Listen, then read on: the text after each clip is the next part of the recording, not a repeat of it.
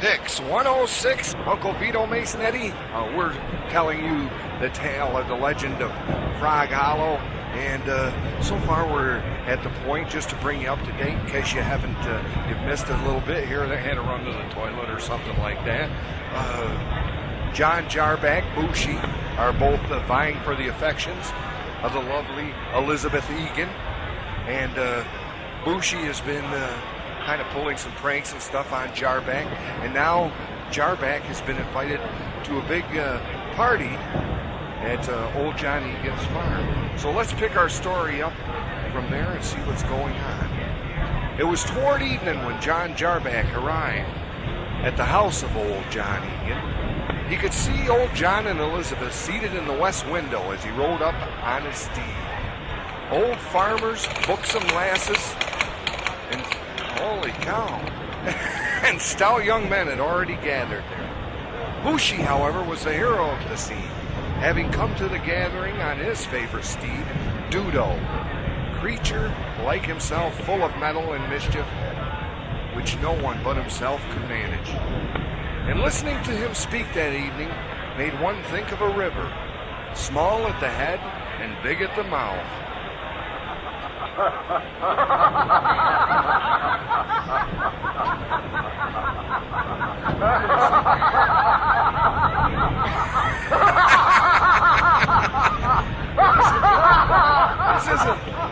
This is supposed to be a scary thing.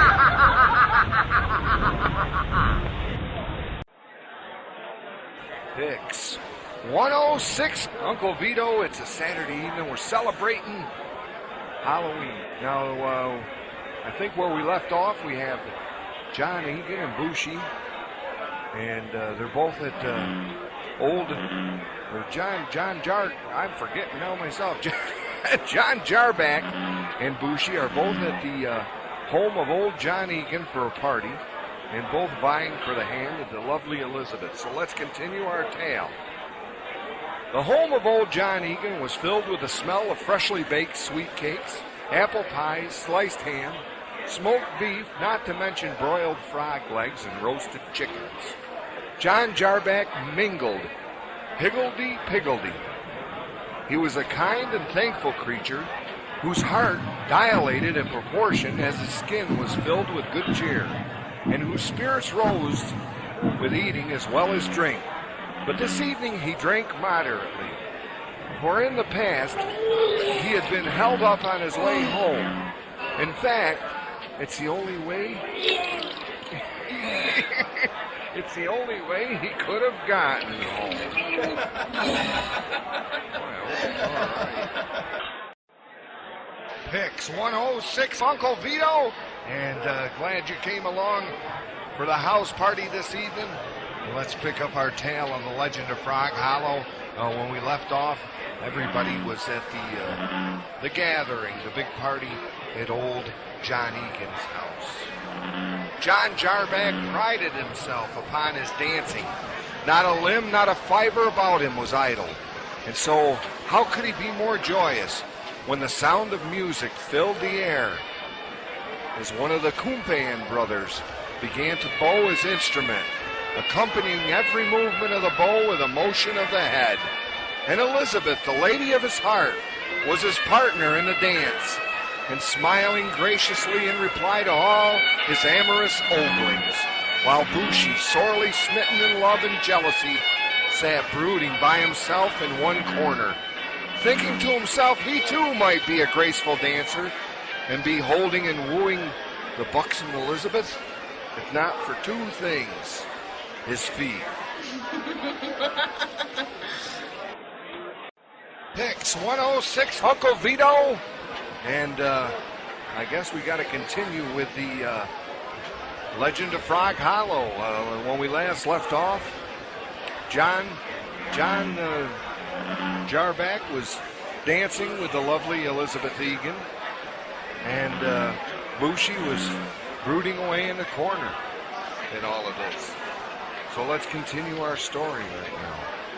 As the evening progressed, the festivities turned to the storytellers, who told tales of heroism and exploits. But all these were nothing to the tales of ghosts and apparitions. It was now that Bushi told that on returning one night from Stump City, he had been overtaken by the apparition of Kikla and his galloping steed, that he had offered to race him for a pint of Schlivovitz, and should have won too.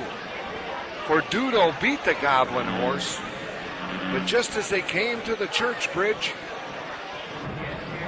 Kikla let out a scream, and he and his ride bolted and vanished in a flash of fire. Most at the party felt Bushi's tail like the horns of a steer.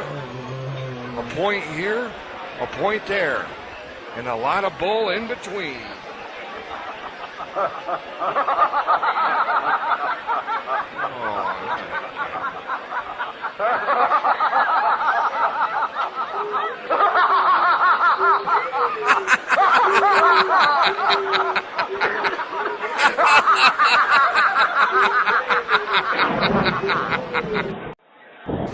It's 106. Let's continue on with our tale, the legend of Frog Hollow. When last we left all of our people there, they were partying, having a good time. Everything seemed to be going well for John Jarback, and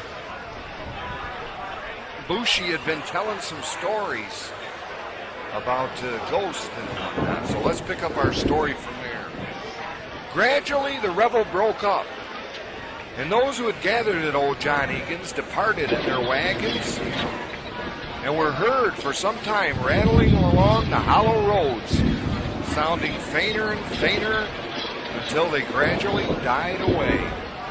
John Jarback only lingered behind, as is the custom of country lovers, to have a tete-a-tete with Elizabeth, fully convinced that he was now on the high road to success. Something, however, must have gone wrong, for he left desolate and chapfallen. His love was an itch around his heart, and he couldn't scratch it. I don't get it. It's 106. Uncle Vito, and we're telling you about the legend of Frog Hollow. And when last we left everybody, something went bad there for John Jarback. He had stayed back to talk to Elizabeth Egan after the big party at her father's home. He left there quite downtrodden. And so let's pick up our story from there. It was the very witching time of night that John Jarback, heavy-hearted and crestfallen, pursued his travel homeward. In the dead hush of midnight, he could hear the baying of a dog from the opposite side of the Cayadetta. Now and then, too, the long, drawn-out croaking of a frog would sound far, far off. All the stories of ghosts and goblins that he had heard now came crowding upon his recollection. He was moreover approaching the very place where many of the scenes of the ghost stories had been laid.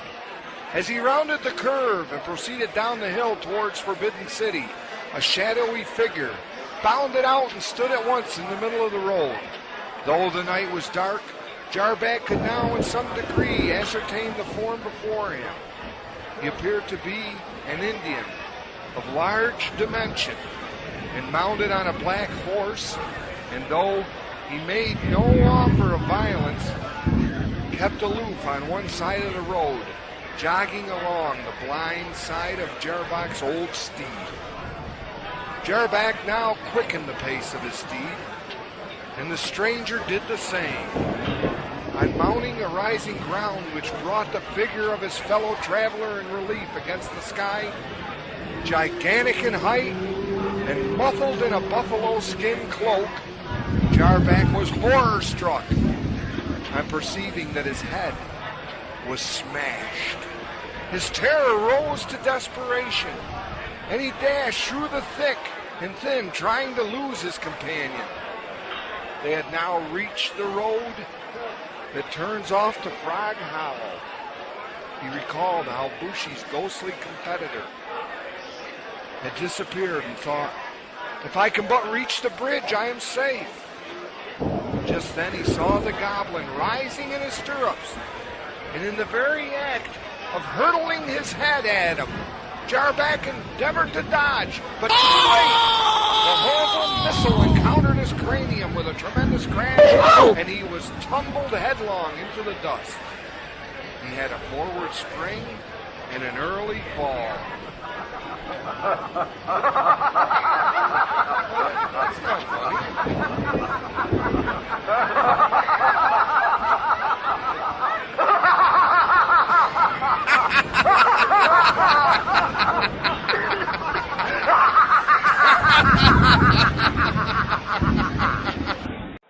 Picks 106, Uncle Vito Masonetti, and now the conclusion of the legend of Frog Hollow.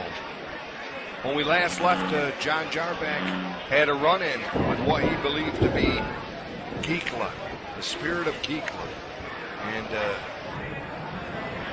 wasn't a good one for John Jarback. The next morning, Jarback's old horse was found without his saddle. Jarback's hat was found near the frog pond just before the bridge, and close behind it, a shattered pumpkin. The pond was searched, but the body of John Jarback was not to be discovered. As time passed, Bushi took Elizabeth for a bride, and whenever the story of Jarback was related, always burst into hearty laughter at the mention of the pumpkin. I don't know if that's the way you laugh. Some maintain to this day that John Jarback was spirited away by supernatural means. And it is a favorite story often told about the neighborhood by an evening fire. And it is said that on a warm summer night, one can still hear the screams of John Jarback and the spirit of Kikla among the tranquil solitudes of Frog Hollow. Oh my, boy, John screams kind of high. And there you have it, the legend of Frog Hollow. I hope you've enjoyed this encore performance of the Legend of Frog Hollow this evening. I'm glad you could join us. I want to thank you all for tuning in. Of course, as always, a very, very special thanks to Knockers LaRue wherever you are this evening. Don't forget, stay tuned for the Mad Dog. He's up next. He'll take you right on through till the witching hour. This is Uncle Vito saying so long.